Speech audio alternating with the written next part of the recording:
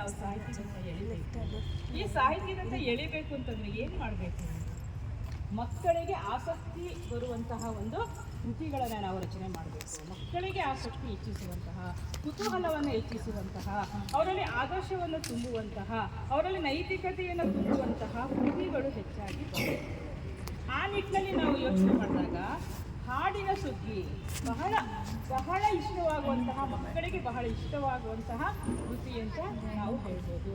ನೋಡಿ, ನಾವು ಬಾಲ್ಯದಲ್ಲಿ ಕಲಿತಂತಹ ಎಷ್ಟೊಂದು ಹಾಡುಗಳು ಇವತ್ತು ಕೂಡ ನಮ್ಮ ಮನಸ್ಸಿನಲ್ಲಿದೆ.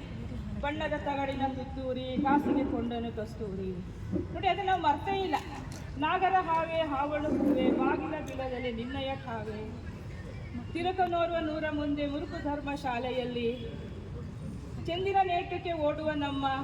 ನೋಡಿ, ಎಷ್ಟೊಂದು ಪದ್ಯಗಳು ಇವತ್ತು ನಮ್ಮ ಮನಸ್ಸಲ್ಲಿ ಇದೆ ಅಂತಂದರೆ ಆ ಪದ್ಯದ ತಾಕತ್ತು ಆಗಿದೆ. ನಾಯಿ ಮರಿ ತಿಂಡಿ ಬೇಕೆ, ಬೆಕ್ಕೆ ಬೆಕ್ಕೆ ಮುಚ್ಚಿನ ಸೊಕ್ಕೆ, ಎಷ್ಟೊಂದು ಪದ್ಯಗಳು ಬಿಡಿ ಅಲ್ವಾ?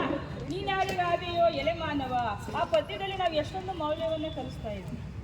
ನೀನು ಯಾರಿಗಾಗ್ತೀನಿ ಎಲೆ ಮಾನವ ಅಂತ ಕವಿ ಮಕ್ಕಳು ಕಲ್ತ್ಕೊಂಡು ಅದನ್ನು, ಆ ಪದ್ಯವನ್ನು ಕಲ್ತ್ಕೊಂಡು ಅದ್ರಲ್ಲಿ ಇರುವಂಥ ಮೌಲ್ಯವನ್ನು ಅಳವಡಿಸಿಕೊಳ್ಳುವಲ್ಲಿ ಮಕ್ಕಳು ಹೆಚ್ಚಿನ ಆಸಕ್ತಿನ ತೋರಿಸ್ತಾ ಇದ್ದಾರೆ. ಇಂತಹ ಪದ್ಯಗಳು ನಮ್ಮ ಮನಸ್ಸಿನಲ್ಲಿ ಇವತ್ತಿಗೂ ಪರಿಣಾಮ ಬೀರಿದೆ ಅಂತಂದರೆ ಆ ಪದ್ಯಗಳ ಶಕ್ತಿ ಹೇಗಿತ್ತು, ಆ ಪದ್ಯಗಳ ರಚನೆ ಮಾಡಿದವರಂಥ ಮನಸ್ಥಿತಿ ಹೇಗಿತ್ತು, ಮಕ್ಕಳಿಗೆ ಏನನ್ನು ಕಲಿಸ್ಬೇಕು, ಏನನ್ನು ಕೊಡಬೇಕು, ಹೇಗೆ ಕೊಡಬೇಕು, ಇದೆಲ್ಲವನ್ನು ಅವರು ಅಂದ್ಕೊಂಡು ಮಕ್ಕಳಿಗೆ